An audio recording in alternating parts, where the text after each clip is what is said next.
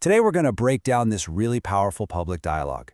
It all starts with a simple question about a car, and it ends with a decision that changes someone's entire life.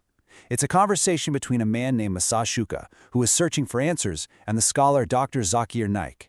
And you know, it all comes down to one big, very relatable problem. So this is the question that really kicks the whole thing off. And it's more than just a question, right? It's a challenge. It's about a flaw he sees in the very design of our world, and it's coming from someone who is genuinely trying to figure things out. So who's the person asking? His name is Masajuka. He's originally from Cameroon, working as a company chief over in Dubai. He's been looking into Islam, but he's kind of stuck on a few big questions. And to explain his problem, he uses this simple, modern analogy that pretty much anyone can get. He asks everyone to just imagine buying a brand new car, right off the factory line. You're driving it, you go to use a basic feature, something essential like the horn, and nothing. It's just not there. What's your first thought? Wait, what went wrong? Did the manufacturer mess up? Is this thing broken? And this is where he connects that car analogy to his real question. If the world was made by an all-powerful creator, why does it feel like it's missing the most important part of all? Peace. It's like everyone is looking for this missing feature. So he asks, was it a mistake in the design? Or was peace just never installed in the first place? Now here's where it gets really interesting. Dr. Zakir Naik doesn't just answer the question directly. Instead, he completely shifts the way of looking at it. He comes back with a counter-analogy of his own, using an even more modern car to reframe the entire problem. He talks about the latest high-end cars, like a new BMW or a Mercedes. These cars don't have the old-school keyhole to start the engine. You just need the key fob nearby and you push a button. Now, if you didn't know about this technology, you'd be looking everywhere for that keyhole, totally convinced the car was broken because you couldn't figure out how to turn it on. So this sets up two totally different ways of diagnosing the problem. On one hand, Masajuka's analogy says the main feature, peace, is either broken or it was never there to begin with. But Dr. Naik's version suggests the feature is absolutely there, we just don't know how to use it. The problem isn't the car, it's the driver who hasn't bothered to read the instruction manual. And that's the point right there. Peace isn't actually missing. From this perspective, it's right in front of us. We just can't find it because we're looking for a keyhole in a push-to-start world. The issue isn't a missing part, it's missing knowledge.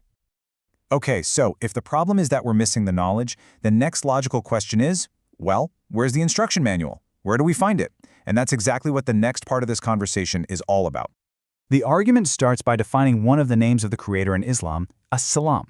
And this name literally means the source of peace. So the idea is that the creator isn't just someone who gives peace, he is the very source of it. Then, the explanation makes this really important distinction. We all know that temporary kind of peace, right? The kind that comes from material stuff, a nice car, a new phone, but that feeling fades. The argument here is that what people are really looking for is something much deeper, a true internal peace. Peace of the heart, mind, and soul. And this brings us right back to that car analogy. To get this true, lasting peace, you have to go straight to the source, the manufacturer. You have to check out the instruction manual that he provided to understand how this whole complex machine called life is actually supposed to work.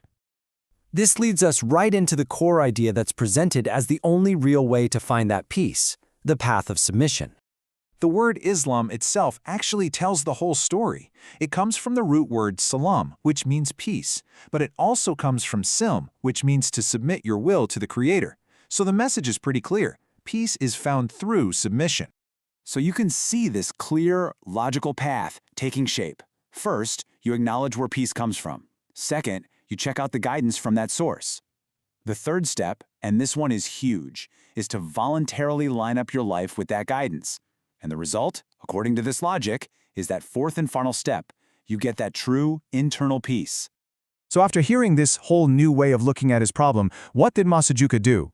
How did he respond to this completely different analogy for his dilemma? Well, his response was just complete acceptance. He even adopted the analogy himself, saying that he now sees Islam as a school where you learn how to live for your own good. And with that understanding, he said, I want to enroll. But before anything else happened, Dr. Naik asked a few really crucial questions. See, it wasn't enough for Masajuka to be convinced in his head. His decision had to be coming from his heart, from his own beliefs, and with absolutely no pressure from anyone else. Masajuka confirms it all. Does he believe in one God? Yes. That Jesus and Muhammad are messengers? Yes. And then come the most important questions. Is anyone forcing you? No one, he says. Is this from your own conviction? Yes. And with those confirmations made, clear as day, Masajuka was guided to recite the Shahada. That's the formal declaration of faith, the one that marks a person's entry into Islam. And with these words, said first in Arabic and then in English, Masajuka's whole search for the world's missing horn finally found its answer. The solution wasn't about trying to fix a broken world, but about learning how to live in it according to the Creator's own design. So, this entire journey, from a simple car horn all the way to a declaration of faith, it really leaves us with a final question to ask ourselves. When you feel like something essential is missing in your own life, who's the manufacturer you go to? What's the instruction manual you turn to?